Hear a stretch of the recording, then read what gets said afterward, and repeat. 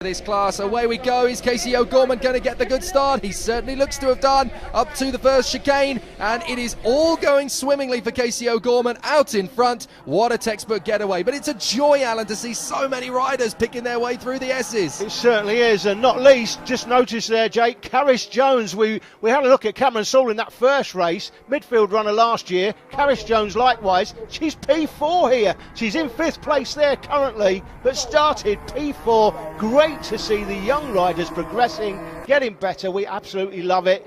And this guy, Casey O'Gorman, we know has got major quality, Jake. Yeah, absolutely. He was one of the stars of last season, and a lot of people are tipping him for championship glory in 2016. But what an amazing set of conditions to have to fight through in the first round. Finn Smart there, the 14.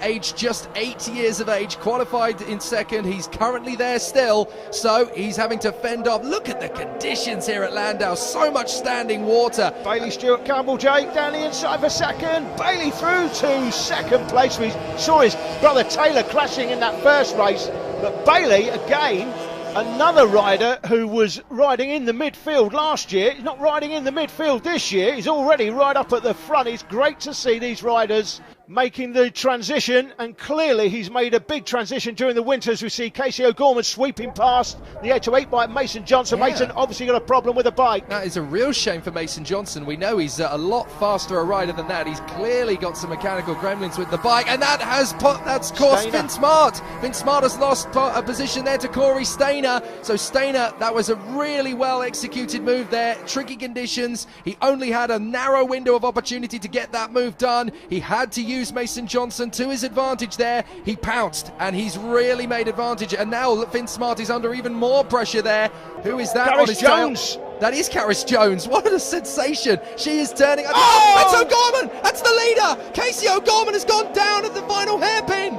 Oh my word, down to the hanger straight. He's obviously slammed on the brakes, trying to get it stopped, but the circuit is changing every single lap. Where he might have braked on the last lap will probably not be the same place this lap, and he has been caught out. That just shows you. Let's watch again. Look, he's under braking. The bike just doesn't want to work with him.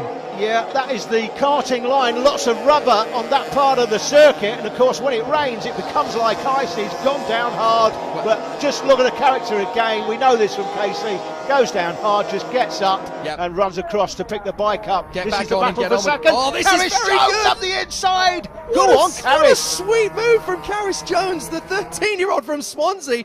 Again, 12 months ago, this was a completely different rider, and look at the confidence she's got. Not only running up in second position, but look at the line she took through that sweeping right-hander. It's almost as if she knows this place better than anybody else. She's got so much grip on the outside line. She is the Welsh lady. We're on a Welsh circuit. Here's the race leader, Bailey Stewart Campbell, well out front, amazing. But Caris Jones, equally an amazing story. And also in behind there, Corey Stainer doing well as well. Bailey Stewart Campbell got the fastest laps, half a second quicker than anybody else as they come into the hook. I'm just going to throw out the script that I had coming. Oh, it's Karis Jones! Karis Jones has gone down. I don't believe it. I was just about to say I'm going to throw out the script that I'd written in terms of what we can expect to see in 2016, because Karis Jones is rewriting the book, and unfortunately in the hook she drops it. Not her fault at all. Again, really tricky conditions. Let's look. That's the perfect line. Makes the switch, the bike just goes, no, I don't want to play ball. Complete low side right into the left-hander at the hook. That is an absolute sickener. Sickener, but again, we said it before, Jake, got to take the positives, Karis, out of the weekend. Amazing transformation from last year to this, now a front runner. I want to see what she's like when it's bone dry, because she's going to be a force to reckon with. Now, we've got a very interesting battle up front as a result of that. Well, we've lost O'Gorman, we've lost Jones into the last lap, and it's going to be up to this man to hold it all together at the front. He's worked so hard since he took the lead, Bailey Stewart-Campbell. It's now up to him to keep this result, but Corey Stainer is still very close indeed. He can't afford to let up. He's in amongst the traffic. Well, he's just got to be steady here. Doesn't need to make any silly moves. The 43 there is Ryan Hitchcock. Now, he was on pole here last year in the rookie class. Crashed out on lap 1, of course. That's James Cook, the 44. From the 8-year-old Scott Redding Academy. Bailey just tiptoeing his way past. Yeah, doesn't need to do anything silly. That's really mature riding from Bailey Stewart-Campbell, because he knows he's got the lead of the race here. He could be super impressive and slice his way through the back markers, but no, that's when you can let a mistake creep in. He's so confident out in front. It's a tricky condition. See his dad there down the straight. Yes, come on, just keep it going. You're almost there, buddy. Into the final turn, and it is going to be a victory for Bailey Stewart-Campbell. What a ride in very tricky conditions, and that is the perfect way to get his season up and running. Corey Stainer, the 34, comes through for second, and look, he's really delighted with that. Third position, Finn Smart. That's a comfortable ride for him, and again, a very useful podium at this early stage of the season. Ollie Walker through in 4th position in front of Evan Belford. We should point out, just outside the top 5, it's Emmanuel Brinton who came home in 6th position, and Casey O'Gorman fought his way back to 7th place. Good ride from him in difficult circumstances, but Bailey Stewart-Campbell, he kept his nerve and he didn't crack under the pressure. Truly solid ride. Bailey, what an amazing start to the season for you. You're pretty much a midfield runner last year, but this year, right at the top of the tree. You must love those conditions. Yeah, I do like the wet conditions, especially at Landau because it's grippy, but then like stuff like other places that are wet. And what are you hoping for from the season? Are you hoping to win the championship? Well, at least come in the top 3 of the championship. Well, that was race 1 of the weekend. In races 2 and 3, Casey O'Gorman took the wins, but at the end of the weekend, it was still Bailey Stewart-Campbell who had the championship lead by 2 points from Casey O'Gorman, with Finn Smart 3rd, Corey Stainer 4th, and Karis Jones in 5th.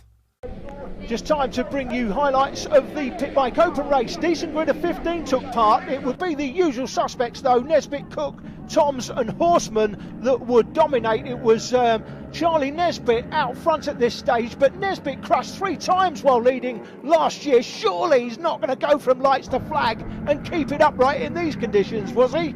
Well, let's have a look. That's Richard Holmes Williams there on the 126 bike in 2nd place. Max Cook on the 30 in 3rd, 20 going through the picture, that's Blake Ansell. He would have a crash in the right-hander at Chandler's. That was the first one of the race, but it wouldn't be the last. He'd get up, dust himself down, get back on, but then he'd be off again in the hook sometime later. It was Nesbitt that led at this stage from Max Cook, the 30. That looks like TJ Toms, but he's got number 7 on the bike. Surely that's wrong. It should be number 6 on the timesheets. We think that's TJ, and if it is, he owes a fine of £1,500 to the race organisers for running the wrong number, which of course they have to split with us. It was Nesbitt who was still upright, amazingly so at this stage, leading, but hounded by the 30 bike of Max Cook, chasing him up.